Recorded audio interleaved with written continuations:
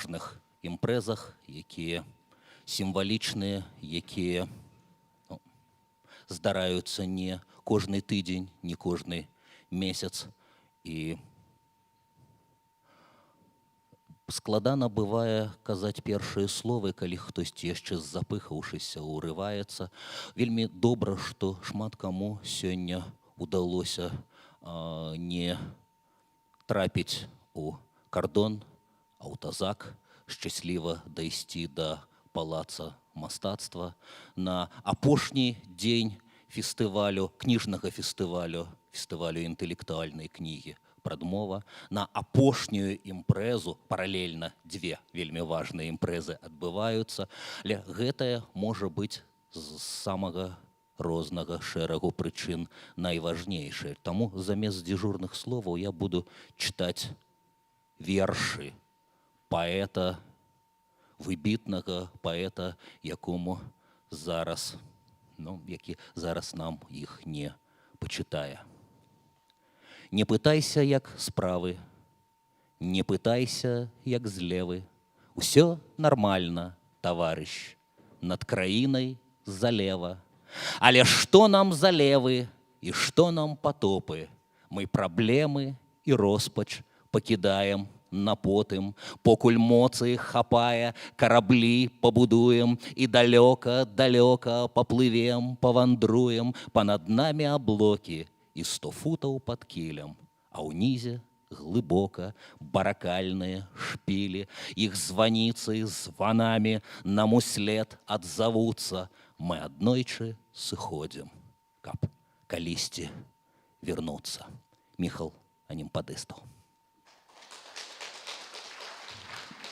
Такім сімвалічным вяртанням, такой добрай нагодай згадваць не злым ціхім словам, як сфармуляваў не толькі для ўкраінцаў Тарас Шэўчэнка, альбо выйсці на гэтую сцэну і выступіць у жанры светлых згадак, як сфармуляваў у рамансе Максім Богданович, мы можам пры аказіі з'яўлення адной з самых доўгачаканых кніг, у падрыхтоўцы якой мы усе, так ці інакш, ці амаль усе бралі удзел, успамінаючы, пішучы пра Міхала, пішучы вершы, пішучы мемуары, нататкі, філасофскія эсэ, перакладаючы з беларускай на польскую, з польскай на беларускую. Кніга «Простыя словы» па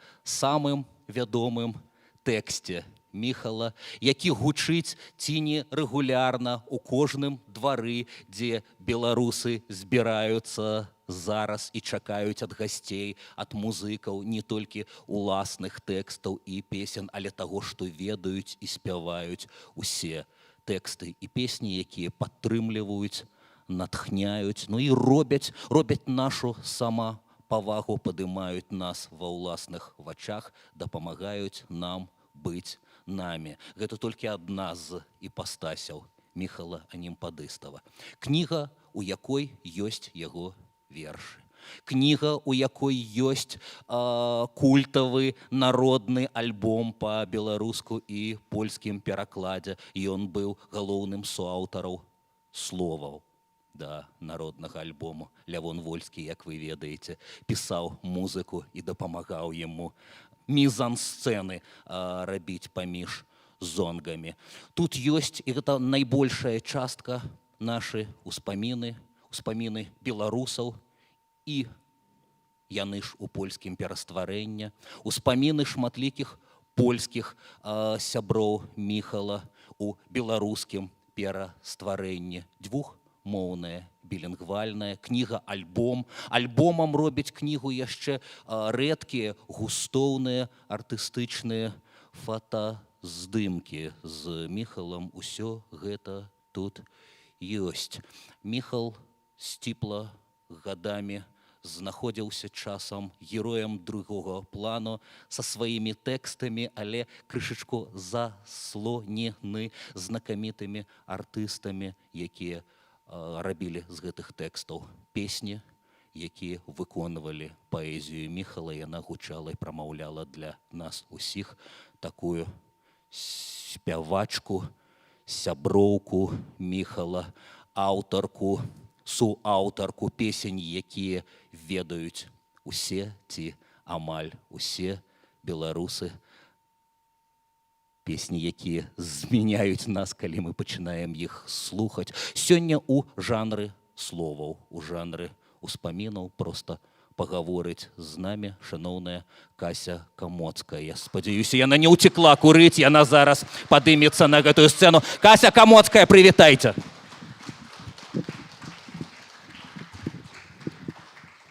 Вітаю ўсіх. Калі дойдзе калі-небудзь і сёння яшчэ да спеву я паспяваю, но спачатку я просто хотела сказать, что эта книга в большей ступені это книга ўспамінаў. Яна рабілася вельмі доўга, вельмі так, я б сказала, пакутна у чымсьці. Але я не вельмі люблю ўспаміны. Мне падаецца, што ў ўспамінах мы жывем мы якраз такі в большей ступені, а не той чалавек, пра якога мы згадываем. Таму, калі хто будзе чытаць то, што напісана ад майго імя, это просто была размова са мной Светланы Курс, якая просто адаптаваная да кнігі. Я б ніколі б такога не напісала. То я папярэджваю. А по-другое, я хочу сказать, что самое дзіўнае, што Міхала колькі ўжо з намі нема, і песні напісаны даўно, але час усведамлення, як і асобы, так і творчасці Міхала, мне падаецца, як это не смешна гучыць, наперадзе. Мне падаецца, што тое, што зараз творыцца в нашай краіне, все яшчэ і в большай ступені, чым у пачатку 90-х гадоў, яшчэ в большай ступені вымагае сэнсавання, што такое наша краіна, куды мы ідзем, з кім мы. Все, дзякуй.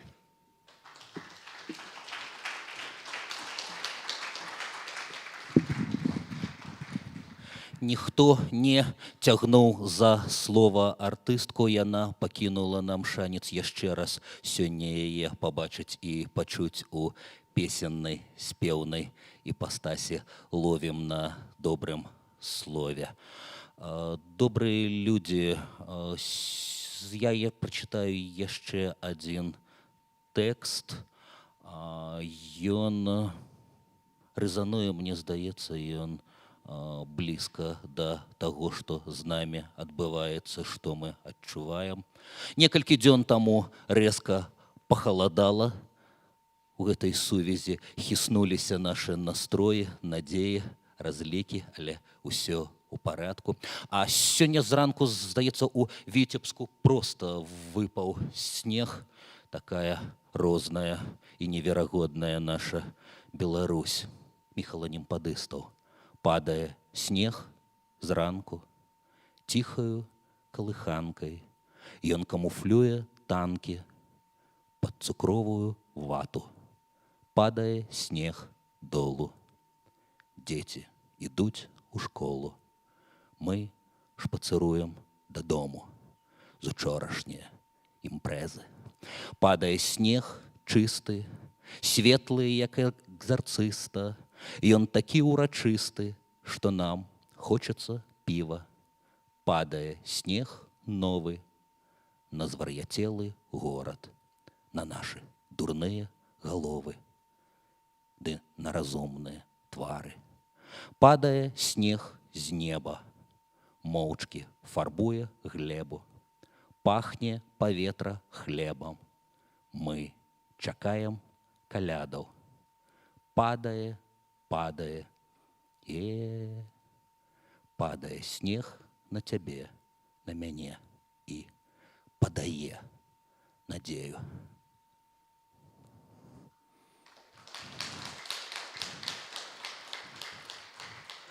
Прывітайма сябра, суразмоўцу Міхала, філосафа, паэта, празаіка. Я яго зараз у цемры не бачу, але ўпэўнены, што ён тут ёсць. Ігар Бабкоў, падымайся, калі ласка, скажы колькі словаў пра Міхала.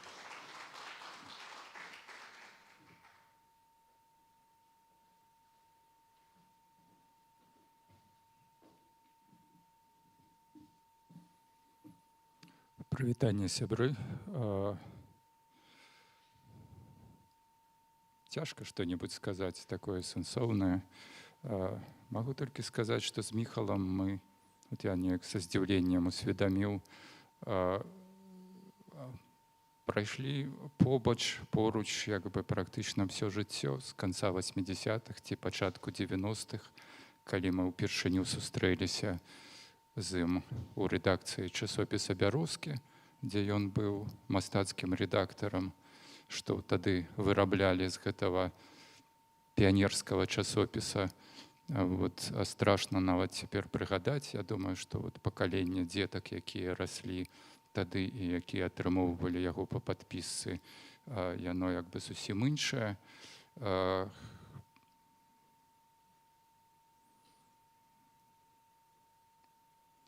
Міхал, ну я яго проста вельмі люблю, прабачце.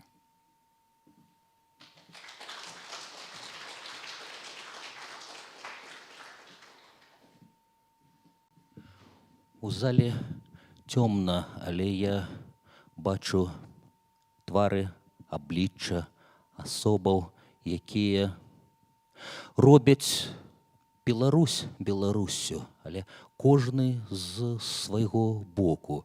Асоба Міхала яднае як мастак, як дызайнер, свет візуальны, свет музычны, свет літаратурны, таму усе гэтыя людзі, усе мы разам.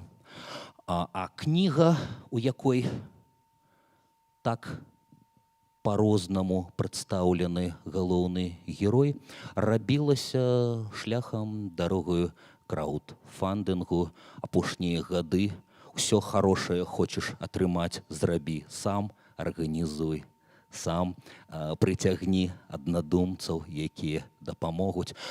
Сярод іншага, гэтым займалася тагачасная старшыня, зараз першая намесніца старшыні беларускага пэн-цэнтра, паэтка, перакладчыца, культур-трэнерка, арганізатарка Тацяна Недбай. Зараз яна апавядзе вам гісторыю паўставання гэтай кнігі. Тацяна Недбай.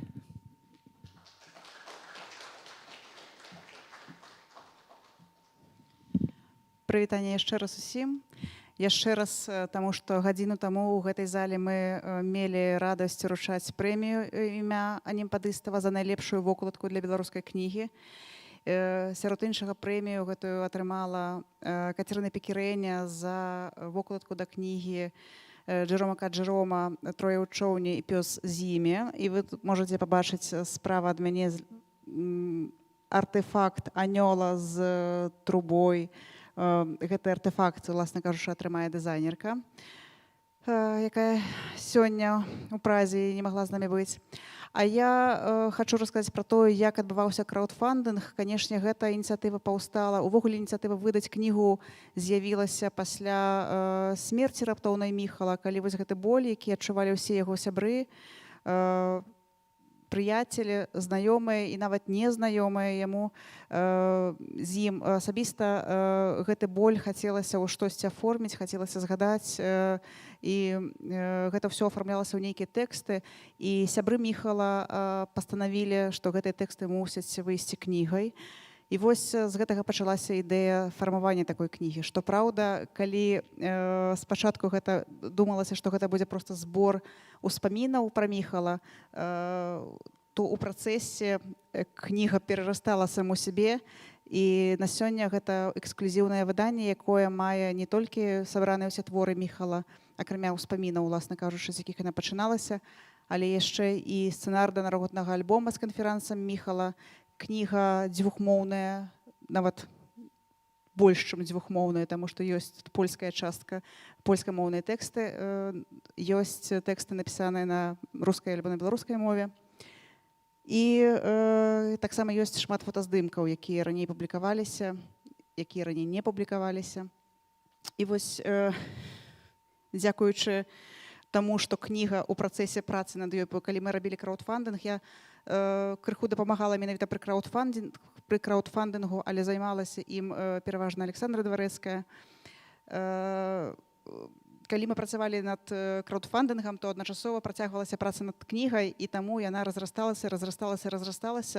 І таму тыя, хто меў шчасце замовіць яе падчас краудфандынга, падчас перадзамовы, сёння маюць магчымасць атрымаць яе больш, чым у 2 разы танней за той кошт, які яна будзе прадавацца, дарэчы, на стэндзе Акадэмкнігі. Калі хтосьці хоча набыць, то таксама варта паспяшацца, таму што кніг пакуль што яшчэ не вельмі шмат на продаж, іх будзе больш пасля, а пакуль што ёсць абмежаваная колькасць асобнікаў, якую вы сёння можаце паспець набыць і нават падпісаць у аўтараў, якіх тут трошкі ёсць у гэтай зале. Адной з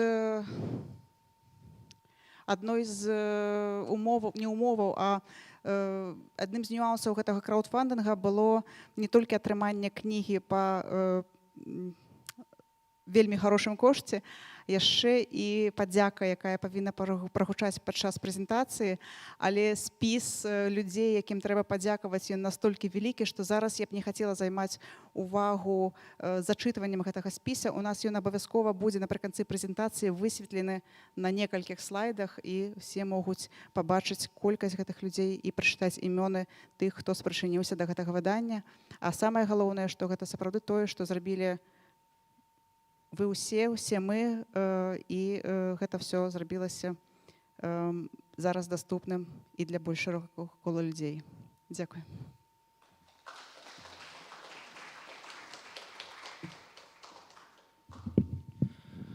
Апошнія гады Міхал актыўна хаўрусаваў, інтэграваўся з працаю летучага універсітэта, дапамагаючы сваім калегам думаць Беларусь, афармляць яе стылістычна, увогуле ўсё, што звязанае з смакам, густам, пачуццём меры, стылем.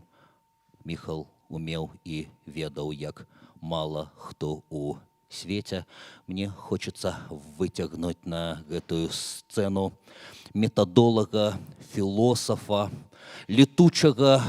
летучы універсітэт і вандроўнага лектара і прапаведніка ў беларускіх дварах Уладзіміра Мацкевіча. Я шчыра ўдзячны летучаму універсітэту гэтыя тыдні, што і мяне паклікалі сустракацца з добрымі людзьмі ў гэтых дварах. Усе робім адну і тую ж справу.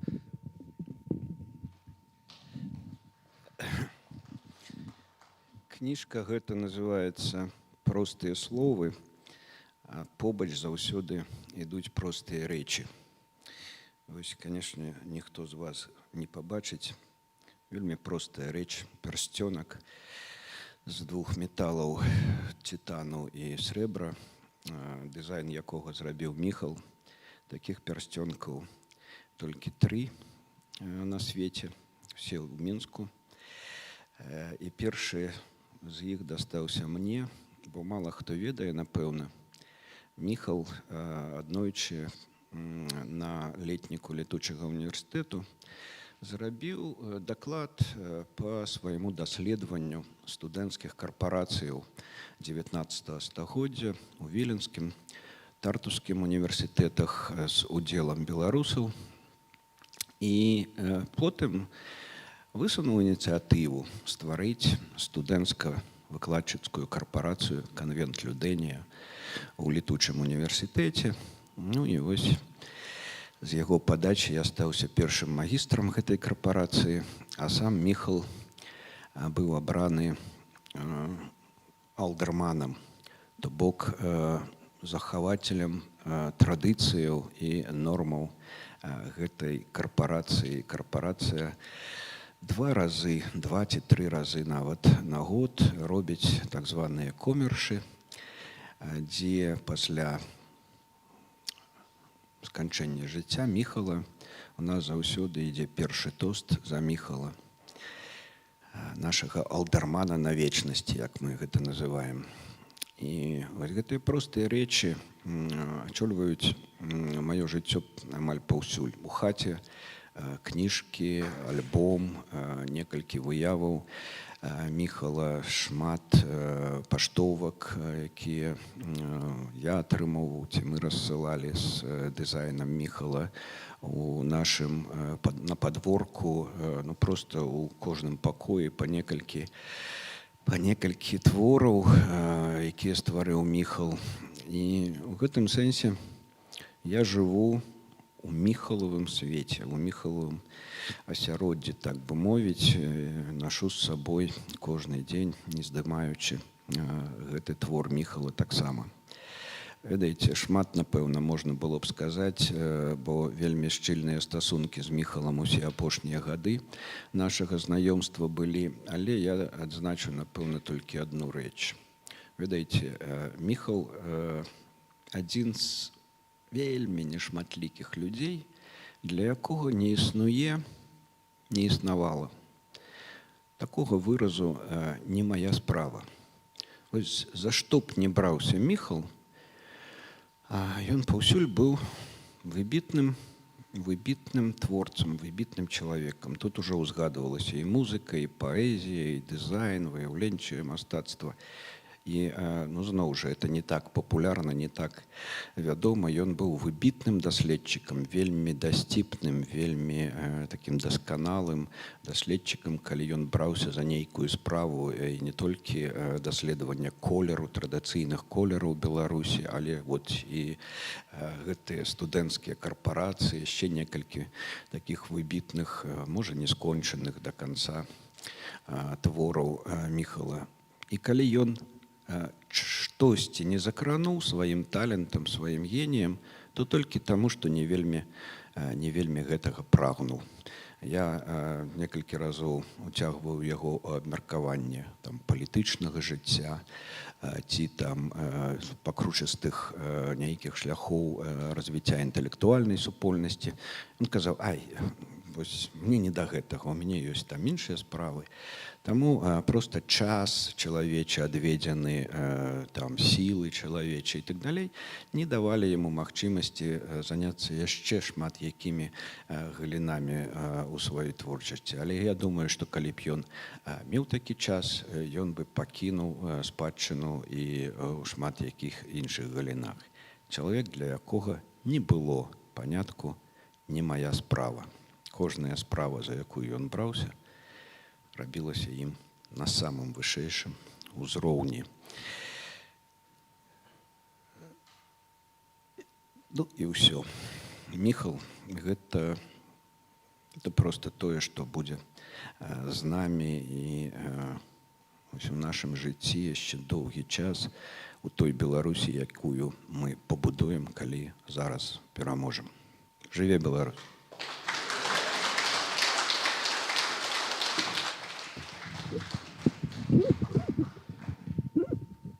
А яшчэ Міхал вельмі любіў падарожнічаць рэкамі і вазёрамі, падарожнічаць заходняй Беларуссю, Польшчай, куды выбіраўся ў экспедыцыі, балтыйскімі краінамі, якія вельмі любіў.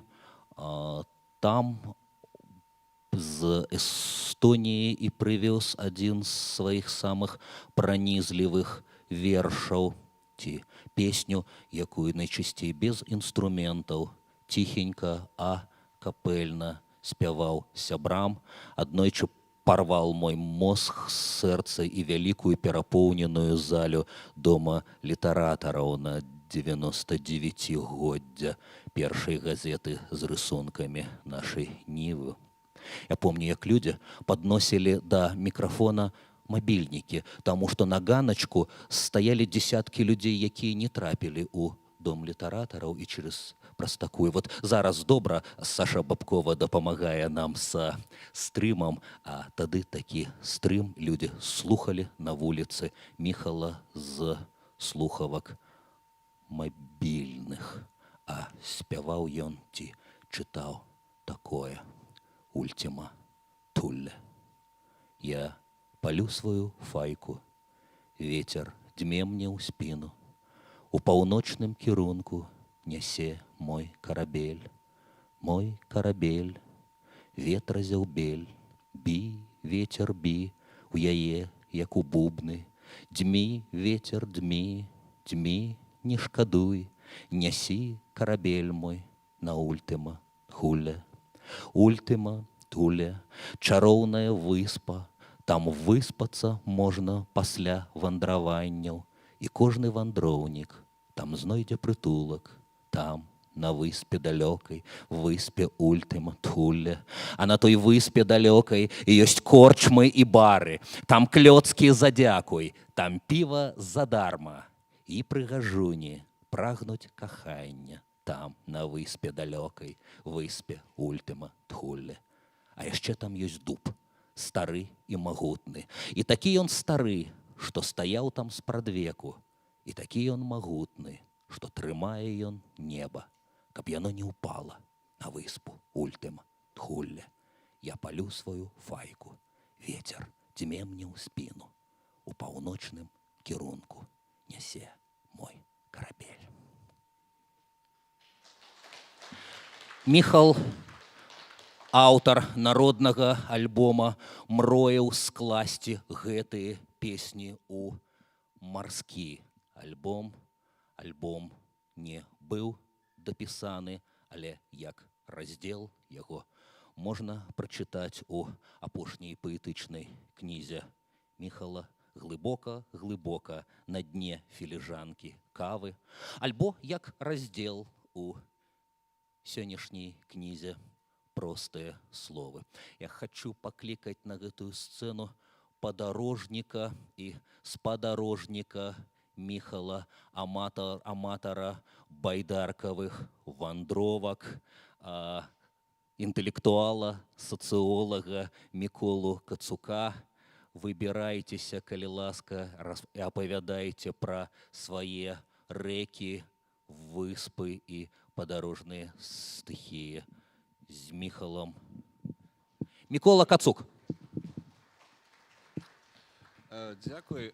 Ну, я не адзін спадарожнік. Тут Ігор Бабков, і там Міця Сурскі таксама хадзілі шмат з намі у вандроўкі.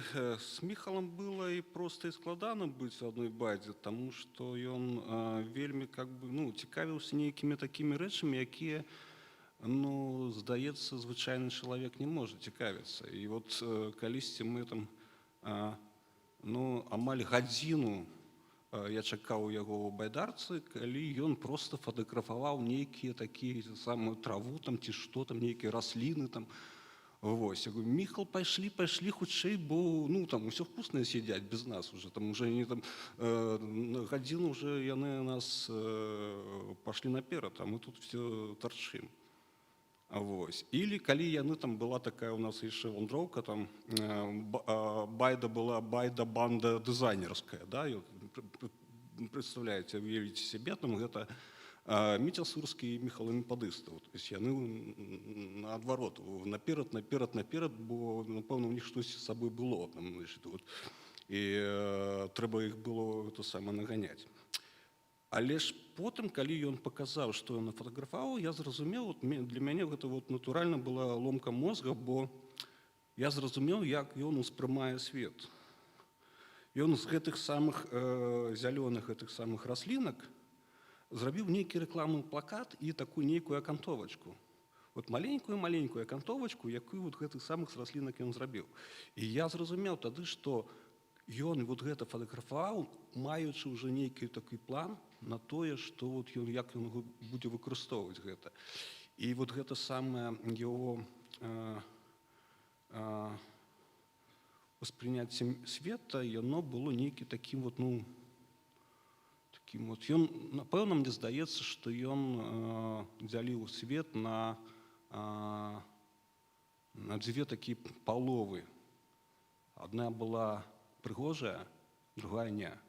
І гэта калі з ним здараліся спрэчкі, ягоным апошнім аргументам, які заўсёды быў для мяне такім вычарпальным, гэта было Мікола. Гэта не прыгожа. Кінь. Вось. І зараз, канешне, вельмі не хапае, да, Міхала, бо здаецца, што калі бы ён бачыў то, што зараз адбываецца, гэта вялікая колькасць людзей, вялікая колькасць сцягоў, ён бы таксама, напэўна, сказаў, гэта прыгожа. Дякую, Міхал.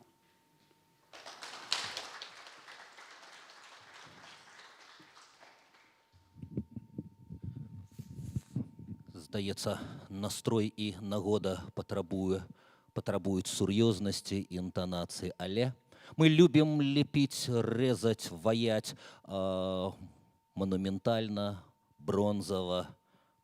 Памятаем пра всякія найсімпатычнейшыя чалавечыя вымярэнні. Міхал Німпадыстаў, стрыманы і делікатны, адначасова чалавек найрафінаванейшага пачуцця гумару, якое магло быць іскрамётным, а смех вельмі заразлівым, які доўга не адпускаў сяброў, таварышаў яго вандровак. Зараз хацелася б, каб у гэтай зале мы усміхаліся, мы сміяліся, а магчыма, рагаталі, бо на сцэну падымецца бард, журналіст, празаік, лаўрэат гідройца, і страшэнна гучыць сур'ёзна пакуль Зміцер Бартосік.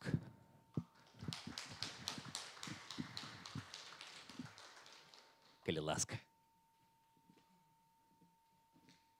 Добрый вечер. Ну, не ведаю уж, наколькі тут нагода парагатаць, але у мяне один эпізод быў яскравы, звязаны з Міхалам, які ні я, ні ён не мог забыцца. Аднойчы прагучаў званок ад Міхала Німпадыстава. Мы не былі сябрамі, тым больш блізкімі сябрамі. Для мяне гэты чалавек ад 97-го году, ад часу стварэння народнага альбому, быў зоркай, самай сапраўднай зоркай.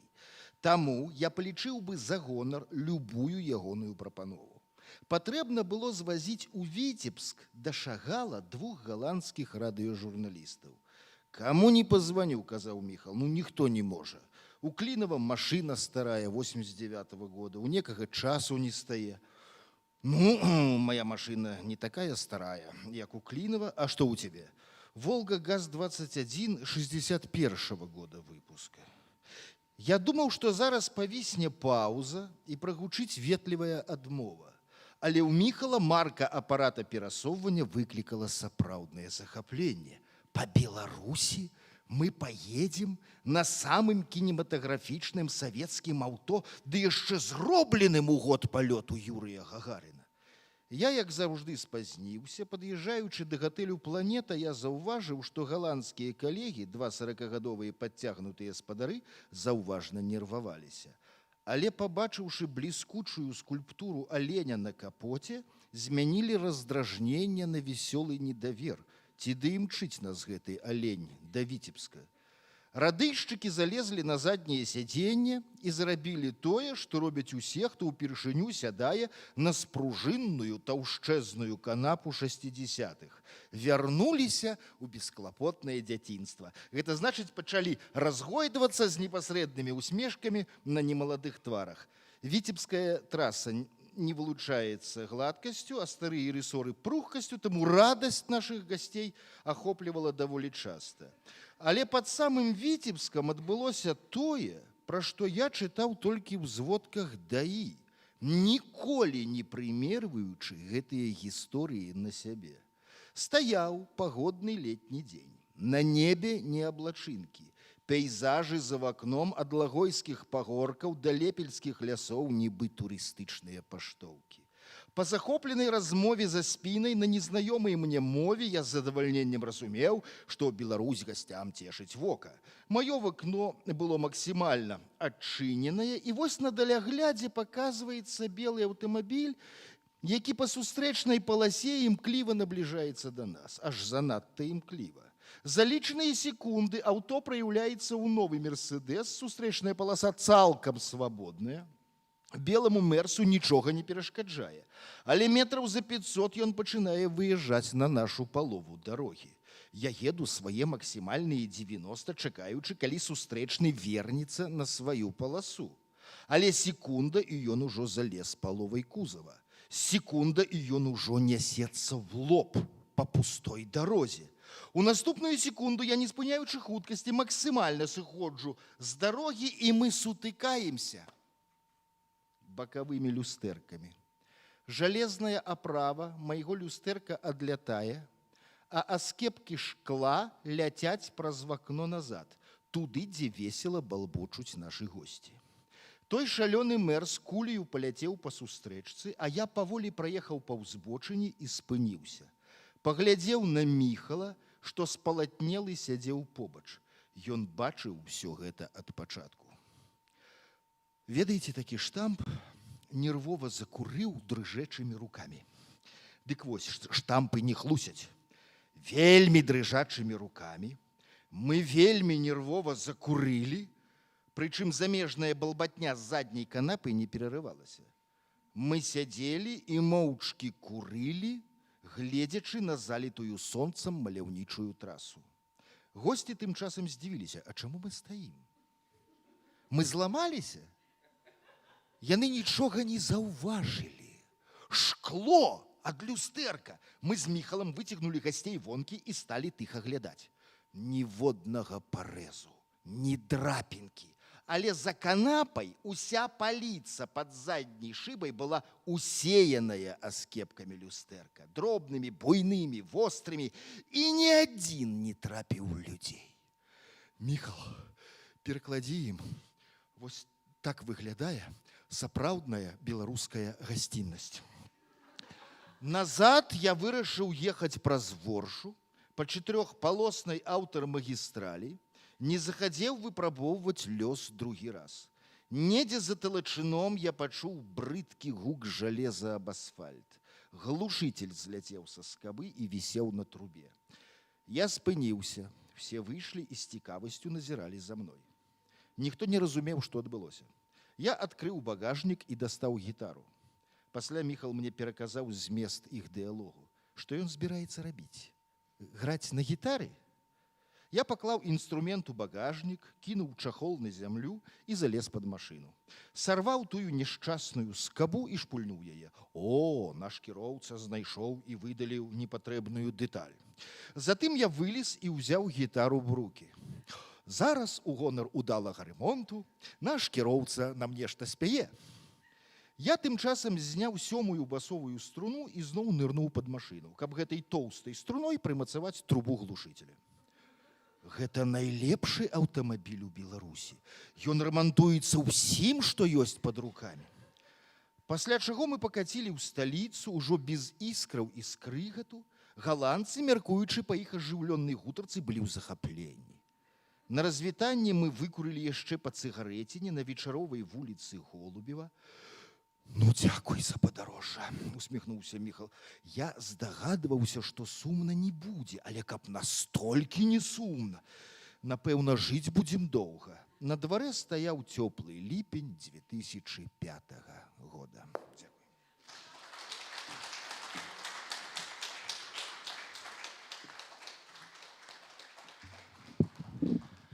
Прашу на гэтую сцэну чалавека дызайнера і чалавека рэжысёра, стваральніка дакументальных фільмаў, чалавека, які дапамагаў з вёрсткаю, з вярстаннем у гэтай кнізе, Віктар Корзун. Калі ласка, падзяліцеся з намі.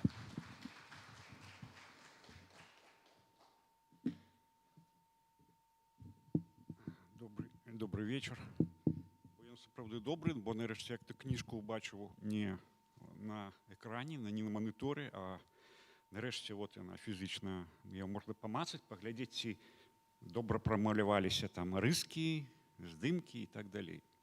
Я, конечно, не буду вам пераказваць, колькі яна рабілася і як рабілася, бо за 30 гадоў маёй як бы такой дызайнерскай верстальскай практыкі 1,5 гады, конечно, ні адна кніжка не рабілася. Тым больш, калі з'яўляліся новыя аўтары, то яна перавёрствалася зноў, бо яны стаялі ўнутры.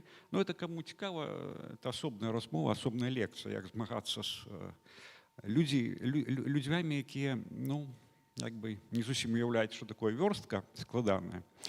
Але ну, хоча зрабіць добрую справу. І все яшчэ ускладнялася тым, што сярод аўтараў, якіх каля 60, ну все інтэлектуалы, палова дызайнераў, палова эстэтаў, паэтаў, пісьменнікаў, просто навукоўцаў і людзям з густамі. Это значит, што на пачатку просто ну, падумалася, які можа быць дызайн, каб не то, што ўсіх задавальняла, не то, каб усім падабалася, а хаця б ну, мінімальную нейкую крытыку мела. Больш таго, яшчэ ж Міхал на это все глядзіць за спіны. А ён жа ж не дараваў ні сабе, нікому ніколі ніводнай памылкі, ніводнай апіскі, ніводнай літары неслушна пастаўленыя там паміж іншымі літарамі. І практычна зрабіць эту кніжку немагчыма было. І адзінае, што уратавала гэты праект з майго боку, это тое, што калі я рабіў фільм пра Караткевіча, я для сябе сфармуляваў ягоны галоўны твор Караткевіча. Галоўны твор – гэта тая Беларусь, якую Караткевіч ствараў усімі сваімі творамі, вершамі, там, тэкстамі, романамі, малюнкамі, выступамі, міфамі і так далей. Сваёй прысутнасці самім сабой. І тое ж самае для мяне быў Міхал. Хаця я з ім паралельна вучыўся ў вучэльні, але мы так блізка не сябравалі. Мы працавалі больш-менш шчыльна на мабілізацыйнай кампаніі 2001 года. Дарэчы, тады паўстаў такі слоган «Хочам». Спачатку в арыгінале было «Хочам, можам, пераможам». Пасля Севярынец, як кліент як бы, нашай прадукцыі, ён змяніў «Верым», «Можам, пераможам». Пасля гэта народная творчасць зрабіла «Хочам, можам, перахочам». Ну, там варыянты былі. І нарэшце вот, як бы, вот, у гэтым годзе загучала так аглушальна, што просто баюся, каб не дэвальвіраваліся нашы сімволі, нашы слоганы, нашы словы і вобразы. Дык вось Міхал для мяне таксама такі сціплы стваральнік сваёй Беларусі, якую, ну, ён ствараў жа для ўсіх, не толькі для сябе, і якую мы, уласна, вялікую частку маем. І такіх людзей сапраўды не шмат.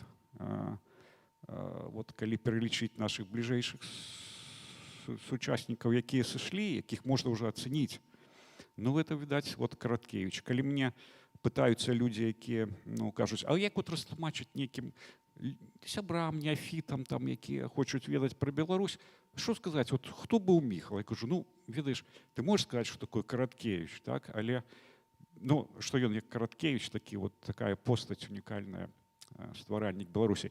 Але баюся, што калі яны не ведаюць Міхала, так яны і Караткевіча, відаць, не ведаюць в этой ступені. Таму тыя, хто тут ужо замовіў кніжку, маюць кніжку ці збіраюцца набыць, ну, тым больш сябры, то ім не трэба, конечно, пра Міхала казаць. Але такім чынам мы просто ягоную прысутнасць тут, ну, яшчэ раз зацвярджаем, і ён, конечно, застаецца з намі. Дзякуй.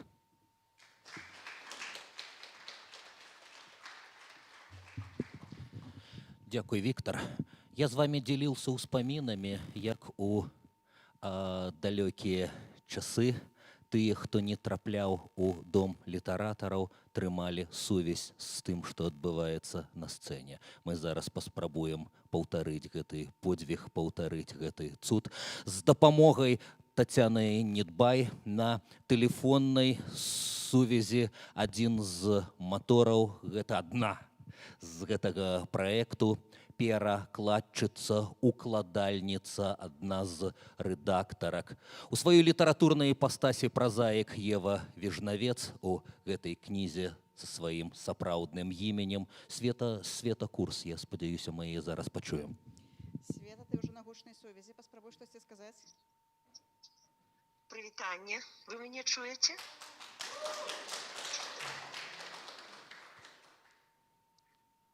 Каханыя мои, я вас не чую і не бачу, таму буду сослепу гаварыць і крыху хвалююся, бо гавару сослепу і абсолютно глуха. Ну, я чула, што Андрей сказаў, што я адна з матораў, дык я хочу сказаць, што на маю думку і на мой погляд найвялікшым маторам гэтай кнігі была Юля Кільянова. Яна вельмі любіла Міхала і была, магчыма, адзінай, хто вельмі заўзята з ім спрачаўся і бачыў ягоныя, у тым ліку, недахопы. Яна была сапраўдным сябрам Міхала. Больш гарачай душы і сэрца, чым у Ёлі, і больш вернай дружбы я не прыгадаю. Што тычыцца мяне, то я з ім блізкая ніколі не была. Мы зналіся дзесьці з 92-го, 93-го года, недзе так, я яшчэ універсітэту тады не скончыла, як я яго ўбачыла ўпершыню. Ну, я вельмі хвалююся зараз, таму што Міхал для мяне быў такім прыўкрасным, што я не хацела падыходзіць да яго занадта блізка, пакуль ён быў жывы. Мы бачыліся на сталіках каля цэнтральнага, ля дома Ваньковіча, ў касе з Віцем. Але падыходзіць блізка я не хацела, бо ёсць дзве прыўкрасныя рэчы ў маім жыцці. Гэта фазаны і Міхала Немпадыстаў. Вось я да фазанаў блізка не любіла падыходзіць. Любіла так падысці, каб яны узляцелі і скрыліся. І вось калі Міхал узляцеў і скрыўся, зразумела, што я хачу яго як бы дагнаць. Таму з такой вялікай ахвотай я ўзяла ўдзел у гэтай кнізе, у яе падрыхтоўцы, зрабіла ўсё, што было у маіх уладах, у маіх рэсурсах і ў маіх сілах. І я вельмі рада, што я паглядзела яму ўслед і зрабіла штосьці. Ён такі ж прыўкрасны, як вясёлка, узлёт фазанаў. І няхай яму будзе добра ў ультыматулле, а гэтая кніжка няхай будзе добрай памяццю яму. Я яго яшчэ не маю, мне яшчэ не прынеслі, але я чакаю. Вас усіх цалую, люблю і зараз буду слухаць далей. Мы Дзякуй вялікі. пераможам. Дзякуй вялікі. Як сказаў Мікола, Табе пляскаюць, і цябе было цудоўна чуваць. А каб Святлане Курс і ўсім нам лепей слухалася, я прапаную пераходзіць да цяжкой гуманітарнай зброі, да песень, да выканаўцаў, да людзей, якія працавалі і былі побач з Міхалам. Я клічу на гэтую сцэну аднаго з галоўных герояў сёлетніх спеўных пратэстаў. Кажуць, амонаўскія кардоны, калі не развальваюцца, то пачынаюць ціхенька трымцець, калі Піт Паўлаў пачынае спяваць «Трох чарапах». Давайте прывітаем.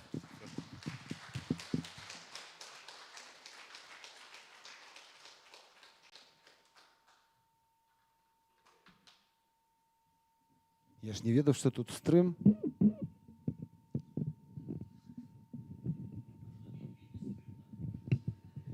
Не, просто ёсць розніца. Я звычайна прыходжу у двор, учора двойчы, прыходжу ў двор, там людзі, якія прыцягнулі першы раз у жыцці тэхніку і спрабуюць хуценька падключыць мяне.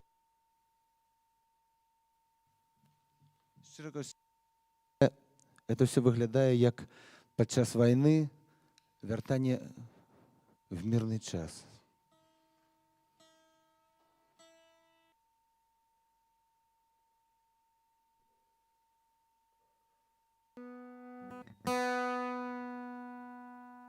А микрофон?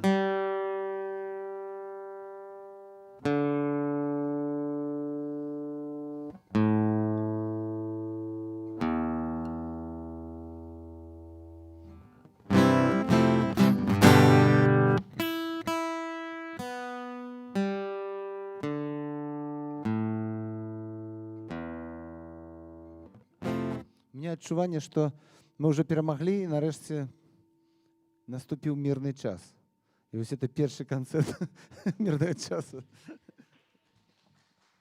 Таму што, ну вот, учора два канцэрты, заўчора два канцэрты, прычым на розных чамусьці, ну так здараецца, што на розных канцах горада вот я граю ля Дана Мола і потым па кальцевой ля Зубра. І самае страшнае, што са мной адбываецца, што пакуль я еду да Зубра, уже на нефці выкладаецца песня «Тры чарапахі». Я прыязджаю туды, ну, а я кожны раз кажу, я забараняю вам здымаць і выкладаць «Тры чарапахі». Вот все здымаеце, все выкладаеце, только не «Тры чарапахі». І вот зараз, калі залезці, вот эти 60 канцэртаў, ну, прыкладна 40 ці 45 вот этих 3 чарапахаў. Причем з Белсату прыйшлі, вот зараз я граў в Асмолаўке, і хлопец бегал, он практычна сапсавал канцэрт. Вот он весь канцэрт здымал такія буйныя планы, руки, пульт. І што вы думаеце, яны выклалі на Белсаце? 15 секунд припева 3 чарапахаў.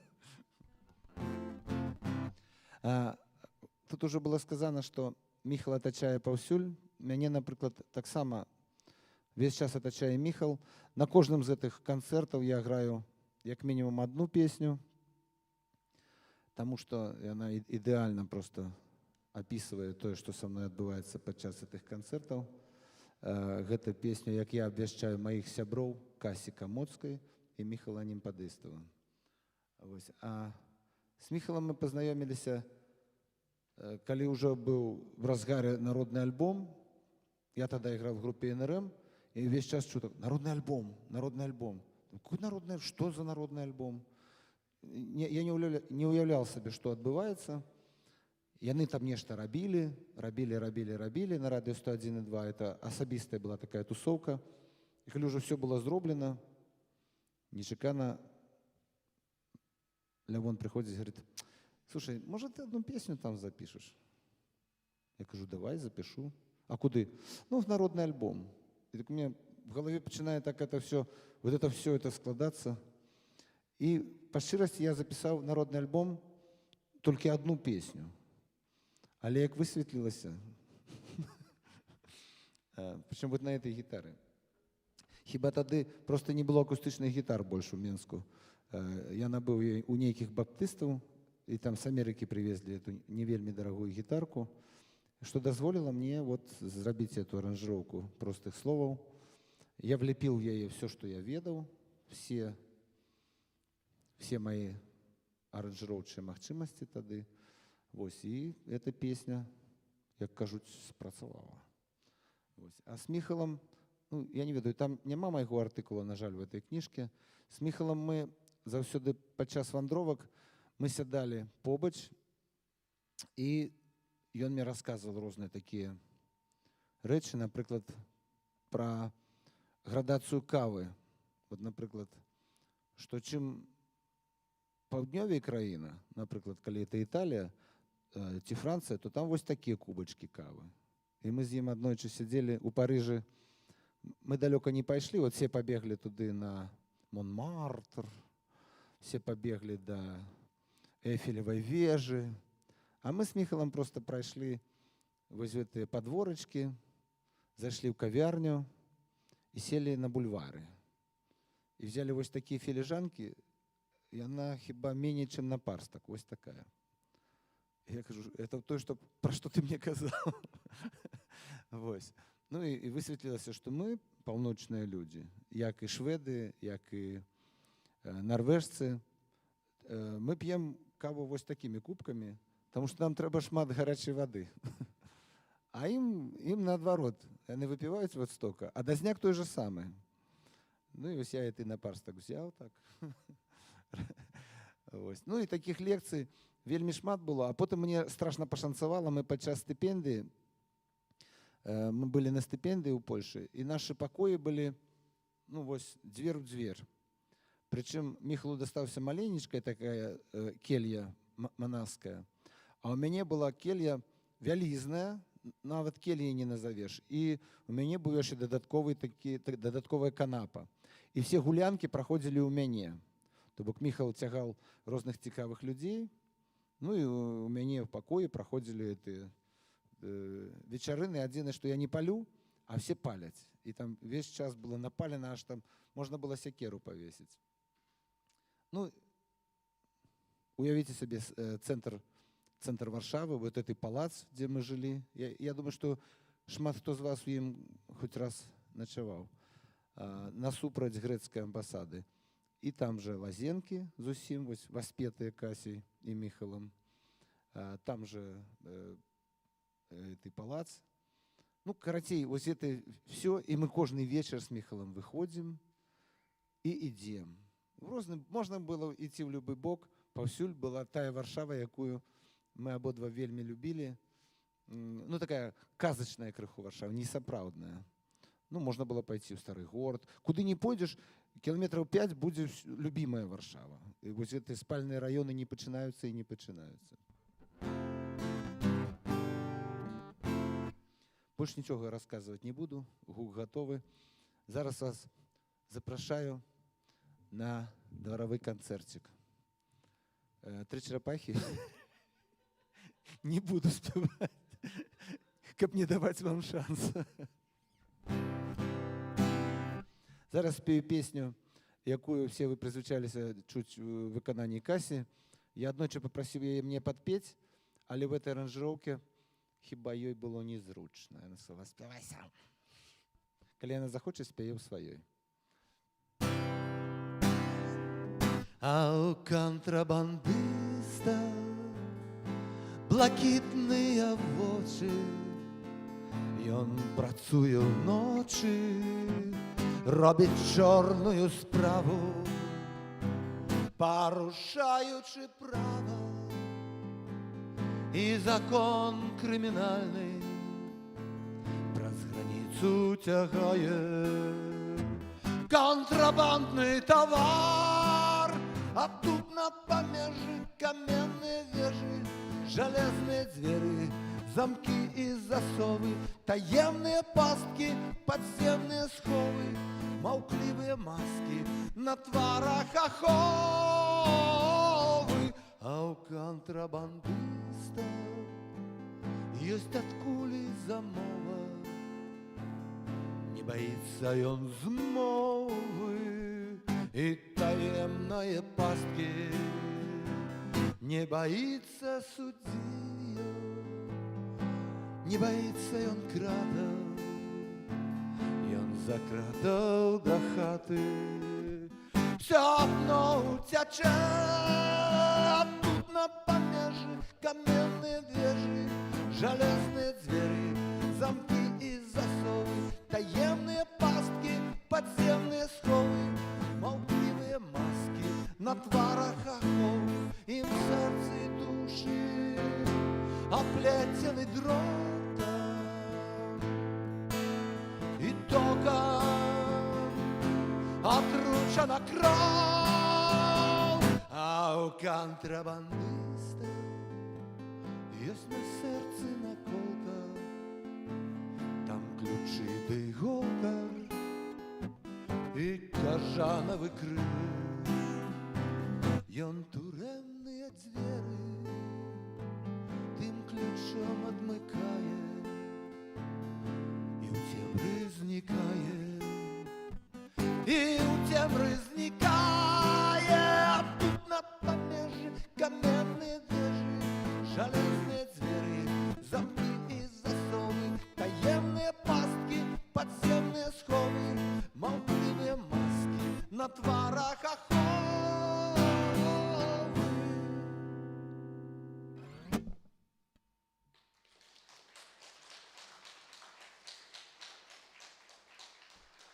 Дякую. Дякую, Міхал. Ну, і хіба яшчэ одну песню я спяю. Хаця я яшчэ пяю. Міхал казаў, што песня «Матка Боска Вострабрамска» — это мужчынская песня. Она была написана для мужчыны, то бок для мяне.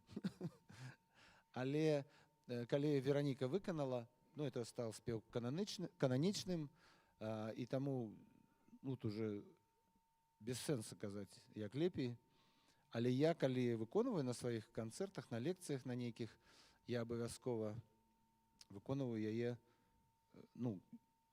І Міхал быў страшна зацікаўлены. Ён чуў некалькі разоў, кажу, было б не кепска таксама неяк можа запісаць, выдаць, але пакуль што до этого не дашло. Можа і не дойдзе. и не буду. Каб вас не затрымліваць, спею песню, якую, вы памятаеце, я спеў нават над Міхалавай труной. Чамусьці мне не было чого сказаць, я просто спеў.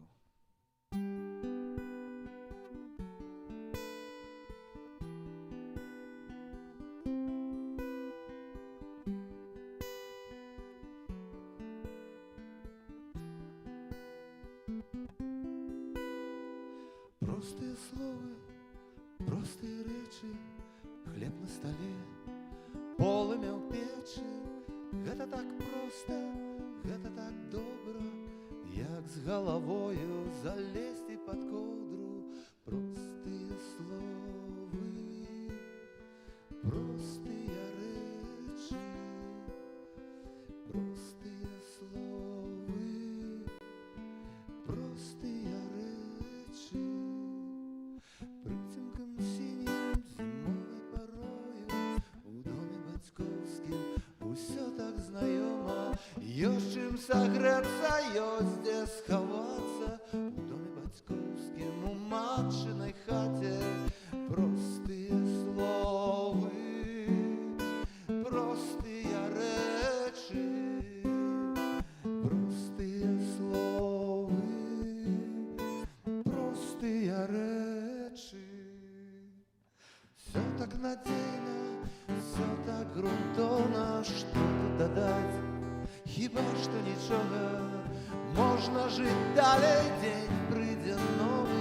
Дабранач паненкі, дабранач панове.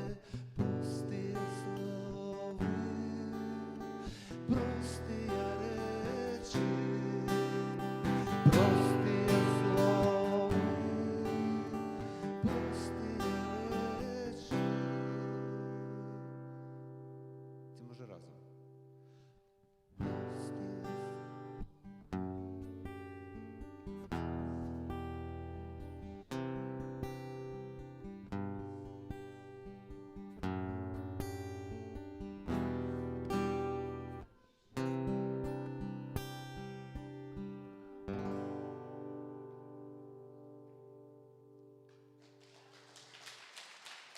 Дякую.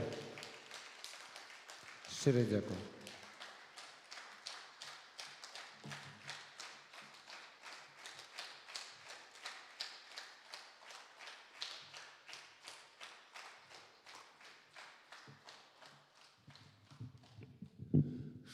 Шчыры дзякуй, дарагі Піт. Але, можа быць, гэта не заканчэнне музычнай часткі гэтай вечарыны. Мы можам ветліва сказаць адно аднаму дабранач, а можам горача папрасіць падняцца на гэтую сцэну і адначасова над уласнай хваробай, бо ёсць рэчы, лянотай. Кася Камоцкая.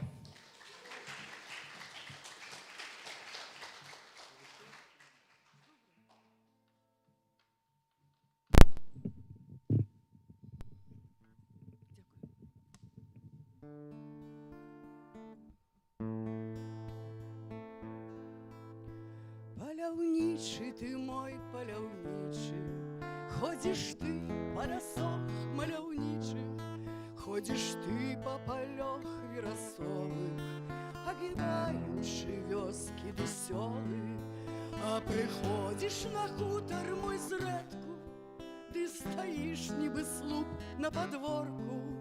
Можа, ты ў мяне закахаўся, можа, ты заблукаў над вячоркам, можа, ты заблукаў над вячоркам.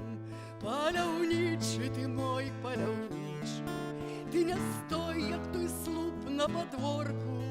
Паглядзі на мяне, як аслічна, прынясі ты мне срэбную вавёрку, прынясі ты мне срэбную вавёрку, упалюй ты мне злату лісіцу. Я пошию шиковное футро, опрану и поеду в столицу, опрану и поеду в столицу.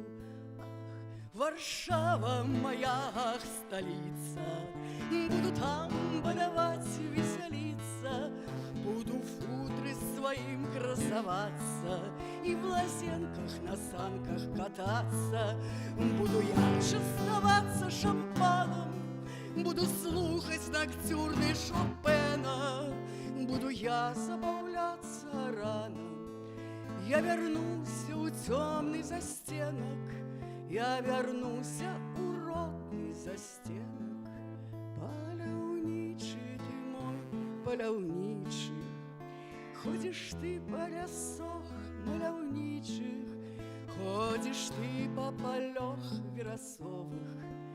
Ну чаму ж ты такі невясёлы? Паглядзі на мяне, як аслічна. Паляўнічы ты мой, паляўнічы, паляўнічы ты мой, паляўнічы.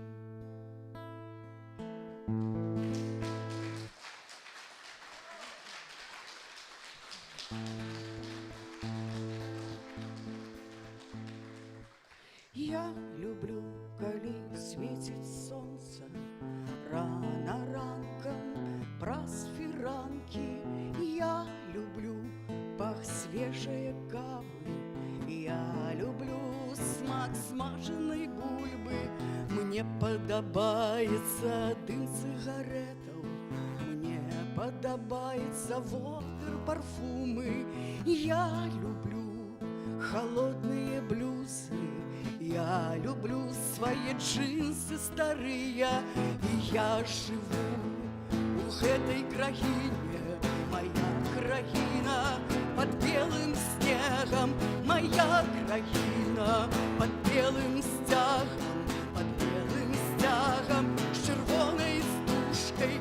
И я стягом часу стануся птушкой, раскрыю крылы, зраблю 3 кроки и падымуся понад зямлёю туды, где ветер и где облаки. Над краиной под белым снегом, над краиной под белым стягом, под белым стягом с чырвонай стужкой. Моя свобода, моя свобода, с ветром не схода, ты асалода, супрацьстаяння моя свобода. Човен подводный поміж силою дыха рыбы, моя свобода, дом папяровый поміж Гаморою и Содомом, а там за домом край невядомый.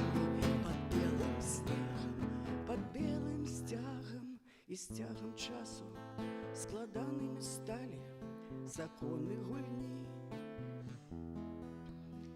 А не як раней все просто было, и мы были.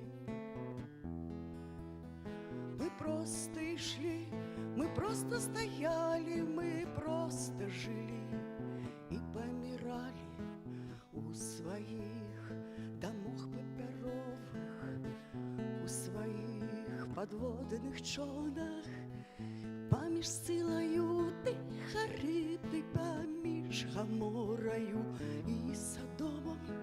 Украине под белым снегом, Украине под белым стягом, Украине под белым снегом, Украине под белым стягом, под белым стягом с червоной стужкой моя свобода. Дякую. Дякую. Дякую. Я спадзяюся, што мы все будем уважліва. Дякую.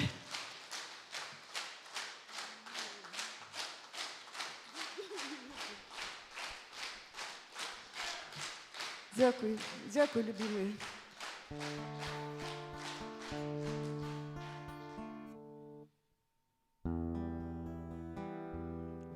Мы чакалі калядаў з маленства, ды ніяк не маглі дачакацца. Тату трэба было на работу, а маці трэба было на працу.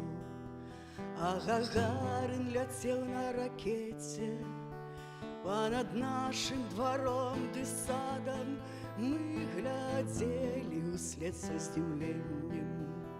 Мы міжволі чакалі калядаў, і мы увосень запальвалі лісце. Мы ўзімку хварэлі на гланды, і прыклаўшы далоні да вуснаў, у цямрэчы чакалі калядаў. Мы пісалі ў школе дыктоўкі, нас вадзілі глядзець на парады, прафсаюз дараваў карамелькі. Мы бралі і чакалі калядаў, нам даводзілі, хто мы і што мы. Нас вучылі выконваць загады, нам казалі, ды мы і не чулі. Мы упарта чакалі калядаў, мы рабілі высновы хутка, мы павольна спявалі балады, мы на злосць валасы расцілі і упарта чакалі калядаў. Ну што з таго, што ўсё гэта знікла, быццам бурбалкі ад ліманаду. Засталіся сям'я ды дзеткі, засталося чаканне калядаў. Засталіся сябры ды праца, а адзін дык вапшчэ ў Канадзе. Мы на свята дашлем паштоўку, будзем разам чакаць калядаў, і позна ўвечары посуд памыем і пакінем, каб сохнуў на тацы. Мы чакалі калядаў з маленства, ды не можам ніяк дачакацца. Дзякуй вам і дзякуй Міхалу за то, што ён быў, за гэтыя цудоўныя вершы, за то, што нам ужо пакінуў, і то, што нам яшчэ дасць, калі мы будзем уважліва, з душою, з сэрцам бачыць, чуць, чытаць, я не ведаю все. То есть мы мусім яшчэ вельмі шмат зрабіць внутренняй працай, каб асэнсаваць, што ён нам пакінуў. Дзякуй.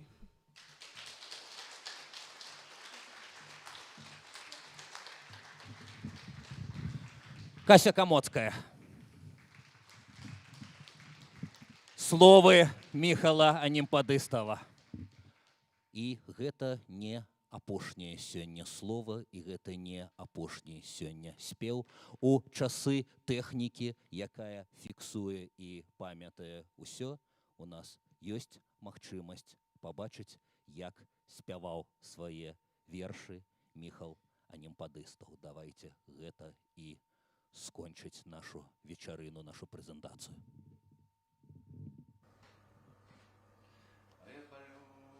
Свою файку ветер змей мне у спину, у полночную кирунку неси мой карабин, ветрозубин. Бей, ветер, бею я кубубный, дзьмуй, ветер, дзьмуй, не шкадуй. Неси корабель мой на ультиматхулле, чаровная выспа. Там выспаться можно пасля вандравання, і кожний вандровник там знойде кохання. Там на выспе, чаровной выспе ультиматхулле. А яшчэ на той выспе ёсць корчмы ды бары. Там піва задзякуй, там клёцкі задарма. І прыгажуні прагнуць кахання. Там на выспе далёкай, выспе ультиматхулле. А яшчэ на той выспе, а яшчэ там ёсць дуб стары і магутны, і такі ён стары, што трымае ён неба, і такі ён магутны, што стаяў там Спрадбоку.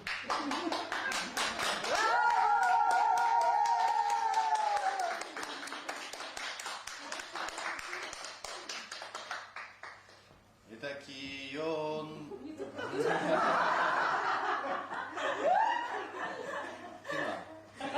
Фінал уже.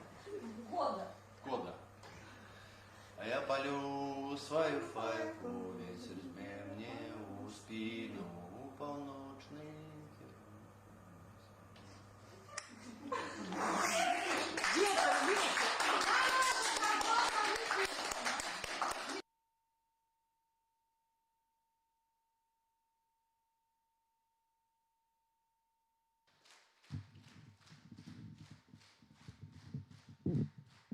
Просто па заканчэнні зараз гэтай вечарыны тыя, хто ў гэтай зале і удзельнічаў у краўдфандынгу, яшчэ не мае сваёй кнігі ці сваіх кніг, звяртайцеся, калі ласка, да Тацяны Недбай. Заўтра зранку тыя, у каго не склалася з краўдфандынгам, прыходзьце, вас гасцінна чакае кнігарня Акадэм. Кніга, бачыце, барабашкі падказваюць слушнасць таго, што я вам кажу, дарагія сябры. Міхал Анімпадыстаў з намі. Мы маем колеры Беларусі. Мы маем простыя словы, складаныя словы маем. Маем яго канцэпцыю, маем ягонае разуменне стылю. Маем ягоныя пераклады польскіх зонгаў. Маем ягоную драматургію, народны альбом, маем яго цудоўныя вершы. Ён бы сціпла назвал іх словамі песень. Так часам бывае з найлепшымі паэтамі. Яны сціпла называюць сябе аўтарамі тэкстаў. Завяршае не толькі гэтую імпрэзу, але і ўвесь наш фестываль інтэлектуальнай кнігі. Прадмова яго, наш галоўны арганізатар Павел Баркоўскі, калі ласка.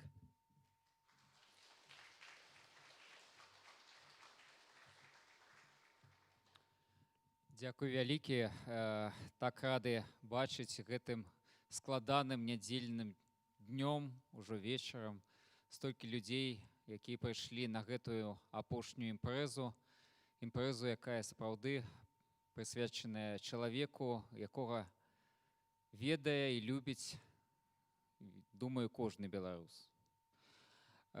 І для нас, як арганізатараў, вельмі усцешна, што менавіта гэтай імпрэзай мы і завяршаем сёння наш фестываль інтэлектуальнай кнігі «Прадмова», трэці фестываль, які адбыўся ўжо можна сказаць, што адбыўся. І таму напрыканцы я яшчэ раз хачу падзякаваць усім тым, хто зрабіў гэты фестываль магчымым. Пачну з нашых партнёраў. Гэта беларускі пэн-цэнтр і яго кіраўніца Тацяна Недбай.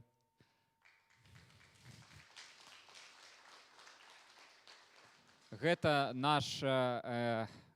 месца нашых сустрэч палац мастацтваў і яго дырэктар Александр Зінкевіч.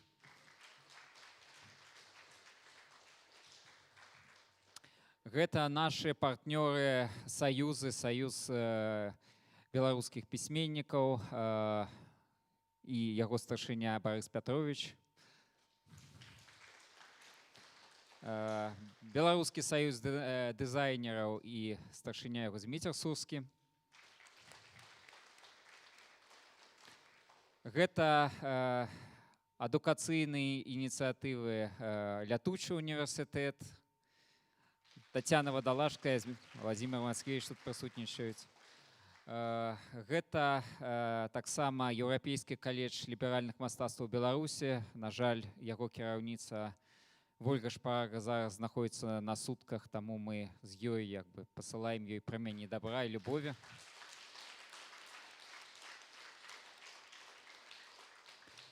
Гэта аутсорсинговая компания Андерсон, Беларусь.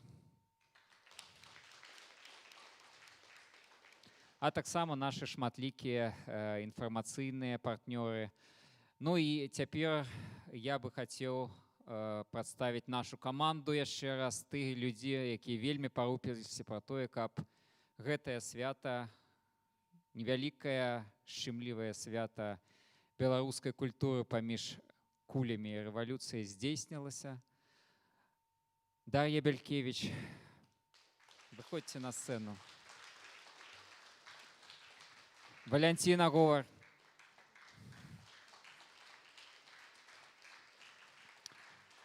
Лилия Ильюшина.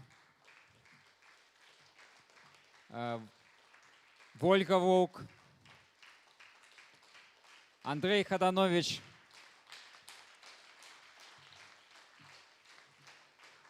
А таксама наши волонтеры, хто ёсць тут у зале, калі ласка, далучайцеся до наших шэрагаў. Саша Бабкова. Саша Бабкова, таксама ідзіце з намі. Все, хто працаваў гэтыя дні, каб всім было комфортна, каб все адбывалася. Калі ласка, далучайцеся до нас. І Павел Барковскі.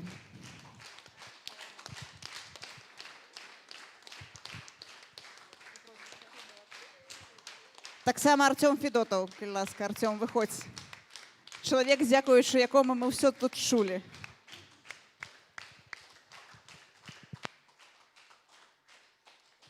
Дзякуй усім, дзякуй вам, што прыйшлі да нас, дзякуй, што былі з намі ўсе гэтыя дні, і будзем спадзявацца, што наша возьме, мы пераможам, і у Новай Беларусі будзе яшчэ новы фестываль прадмова.